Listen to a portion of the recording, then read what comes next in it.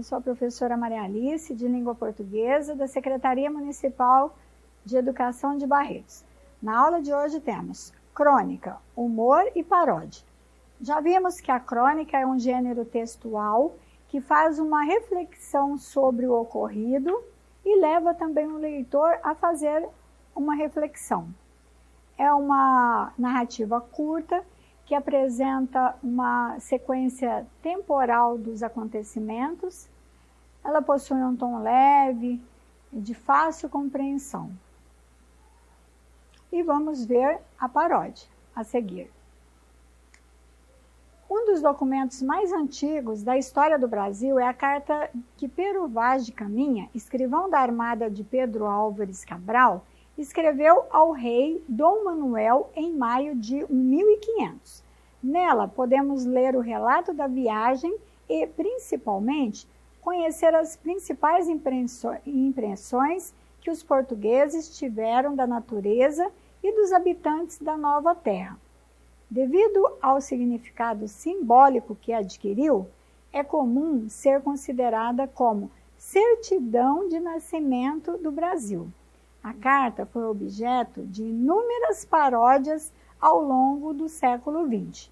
Ali está, uma cópia, da carta escrita por Pero Vaz Caminha ao rei Dom Manuel de Portugal. Você já estudou? Então você já estudou. Paródia, o que é? Uma obra literária, musical, teatral, etc., que, com intenção humorística ou satírica, imita uma outra obra, gênero ou estilo conhecido. Para que a paródia funcione e produza efeitos humorísticos, é necessário que o leitor conheça o texto original. É da relação entre a paródia e o texto parodiado que brota o sentido crítico ou brincalhão pretendido pelo autor. Sem o diálogo entre os dois textos, que é chamado de intertextualidade, esse diálogo entre os dois textos, o parodiado, o texto original parodiado e a paródia, não há paródia. Mas, atenção, nem toda obra humorística pretende provocar gargalhadas. Existe um tipo de humor sutil, discreto, sofisticado, que provoca apenas o sorriso. É uma brincadeira intelectual, que depende mais da inteligência que da disposição de espírito do leitor ou do espectador. Então, o texto 1 é a carta ao rei Dom Manuel, fragmentos da carta. Então, ali um título, nós vamos depois, numa outra atividade, nós vamos colocar o título para cada fragmento da carta.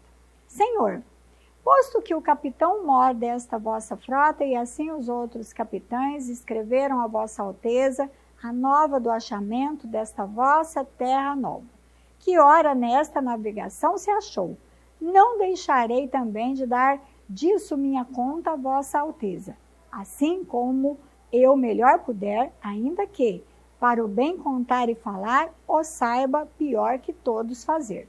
E o que é capitão-mor? Mais alto comandante da frota, que foi Pedro Álvares Cabral. Vésperas, preces realizadas entre 15 e 18 horas. Tome, porém, vossa alteza, minha ignorância por boa vontade, e creia bem por certo que, nem para aformosear, nem afear, haja que depor mais que aquilo que vi, e me pareceu. E neste dia, às horas de vésperas, houvemos vista de terra, seja primeiramente de um grande monte, muito alto e redondo, e de outras serras mais baixas ao sul dele, e de terra chã, com grandes arvoredos, ao qual Monte Alto o capitão pôs nome o Monte Pascoal, e a terra da Vera Cruz. E dali houvemos vista de homens que andavam pela praia, obra de 7 ou 8, segundo os navios pequenos disseram, por chegarem primeiro.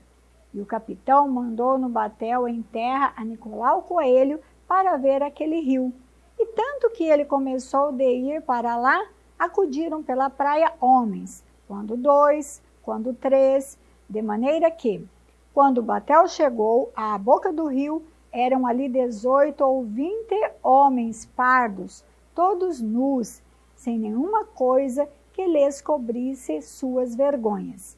Traziam arcos nas mãos e suas setas. Vinham todos rijos para o Batel.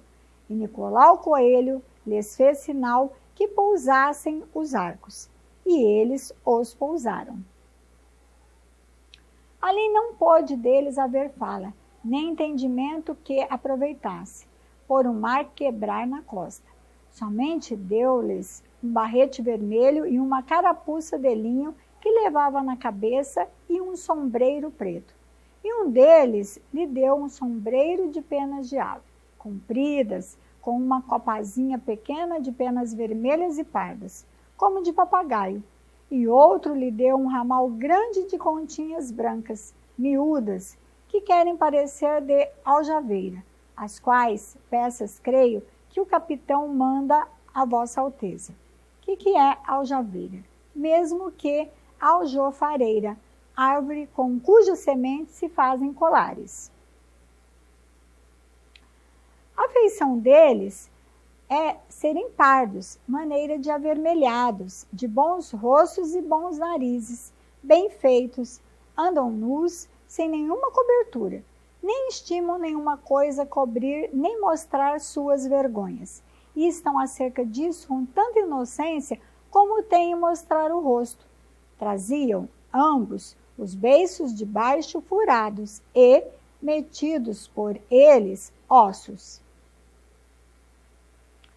Os cabelos seus são corredios e andavam tosquiados, de tosquia alta, mais que de sobrepente, de boa grandura e rapados até por cima das orelhas.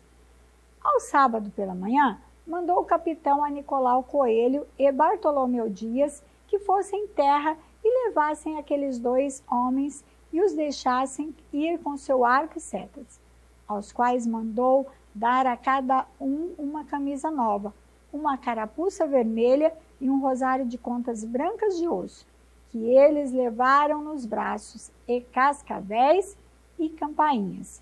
E mandou com eles para ficar lá um mancebo degradado, criado de Dom João Telo, a quem chamam Afonso Ribeiro, para andar lá com eles e saber de seu viver e maneiras.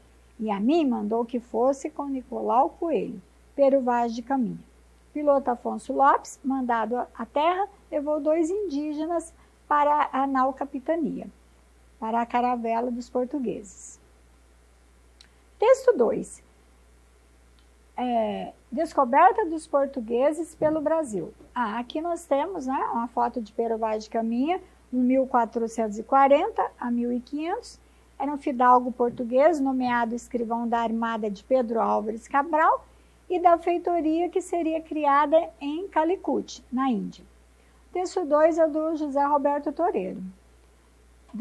Descoberta dos portugueses pelo Brasil. Pesquisando para um livro sobre o descobrimento do Brasil, tropecei numa carta datada de maio de 1500.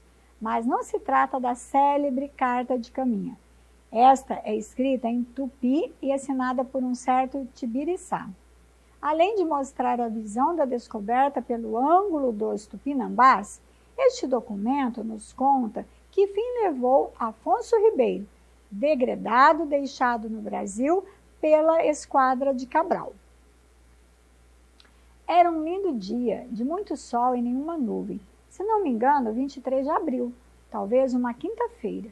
Vínhamos pela praia em 7 ou 8, e o Biratã contava, sempre rindo muito alto, como um papagaio do peito roxo, que na última festa bebera tanto cauim que quase beijara a potira, uma velha que tem seios tão caídos e murchos que, às vezes, os joga para as costas, de modo a fazer graça para as jovens. Foi então que Peri avistou uma canoa se aproximando. Quando Batel chegou à praia, cercamos aqueles homens, acho que podemos chamá-los assim apesar de sua aparência, e ficamos a fitá-los com muita curiosidade.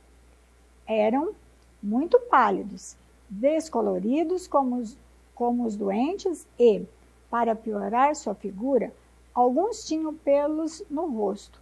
Além disso, estavam muito vestidos, provavelmente por vergonha de suas partes, que devem ser muito feias ou pequenas. Eles começaram, então, a soltar os mais estranhos grunhidos, que, por mais que nos esforçássemos, não podíamos entender. Tentaram, então, um contato mais primitivo e nos atiraram um gorro vermelho de presente. O Biratã jogou-lhes em troca um pequeno cocar, já um tanto velho, mas que os deixou muito contentes. Fizemos ainda mais algumas trocas e, depois de algum tempo, os pálidos entraram na sua canoa e voltaram para o mar. Enquanto se afastavam, o Biratã imitava seus gestos e até botou umas folhas no rosto para fazer-se de peludo. Todos rimos muito e Peri quase rolou no chão. No dia seguinte, eles voltaram à praia. Por meio de sinais, conseguiram se fazer entender. Queriam água potável. Logo enchemos muitas cabaças e ainda lhes trouxemos alguns cocos. Em retribuição, pedíamos colares e espelhos, e, para nossa surpresa, eles aceitavam a troca com gosto. Vê-se logo que este povo não é dos mais inteligentes, pois lhes damos coisas que nascem sozinhas da terra e, em troca, nos devolvem objetos que fazem com o trabalho das próprias mãos. Espertos como uma anta malhada, disse o Biratã. Depois deste dia, não mais os vimos, mas deixaram deles entre nós. Agradecemos muito o presente e fizemos grande festa para o que ficou, que chorava muito ao ver seus amigos voltarem para a grande canoa. Com este homem, aprendemos muito sobre os pálidos, por exemplo, que eles têm a carne macia, mas os pelos do rosto devem ser bem queimados, senão ficam presos entre os dentes. Muito bom estes portugueses. Espero que nos façam outras visitas. José Roberto Toreiro, ele é brasileiro, né? Nascido em 1963, escritor, cineasta, roteirista, jornalista e colunista de esportes. Nessa atividade oral, nós criamos um título, né, para sintetizar o assunto principal de cada fragmento da carta de Caminha, como também a resolução de possíveis dúvidas acerca de situações, frases, palavras e expressões que aparecem no texto, já que a carta de Pero Vaz de Caminha foi escrita na Idade Média, 1500, com um vocabulário daquela época, né, e da língua portuguesa de Portugal. Então, vamos ver. Dos fragmentos 1 e 2, nós poderíamos colocar como título O Descobrimento, ou A Nova Terra, ou Primeira Visão da Terra. Os pronomes utilizados pelo missivista, pelo Pero Vaz de Caminhas, para se dirigir ao destinatário. No início, o missivista utiliza o pronome Senhor. No corpo do texto, utiliza o pronome Vossa Alteza, para se dirigir a Dom Manuel. Sinônimos da conjunção posto que, ainda que, se bem que, mesmo que, embora. Nome do capitão Mor, Pedro Álvares Cabral. Achamento, descobrimento. Achamento era um termo muito utilizado lá na Idade Média, né? Depois a língua evoluiu, de achamento tornou-se descobrimento. Classes gramaticais e significados da palavra nova. Na primeira ocorrência, a nova, né, que ele ia dar a notícia, né, falar a nova, né, que era o descobrimento do Brasil, é um substantivo que significa notícia recente, novidade.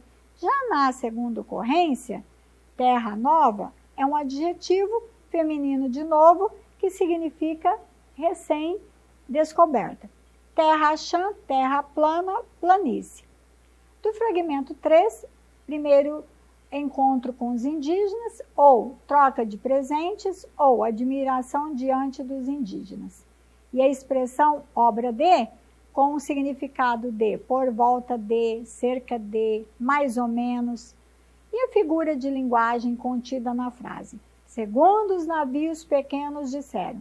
É uma metonímia, que significa a substituição do conteúdo navegantes pelo contingente navios. Batel é um pequeno barco, né? E o significado de quando em quando, dois em dois, dois e três. Rijos firmes, sem temor.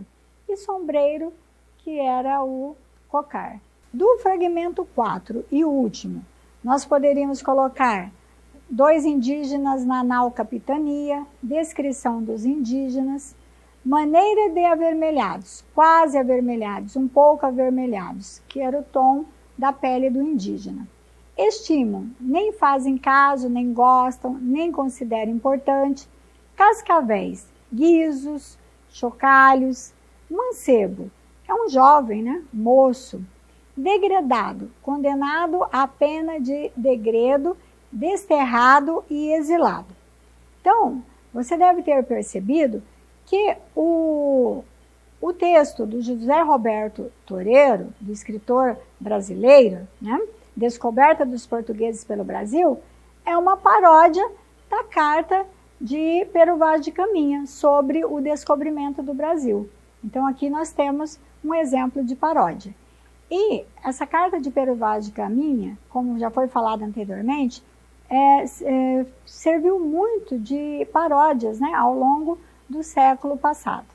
É isso, pessoal. Até a nossa próxima aula.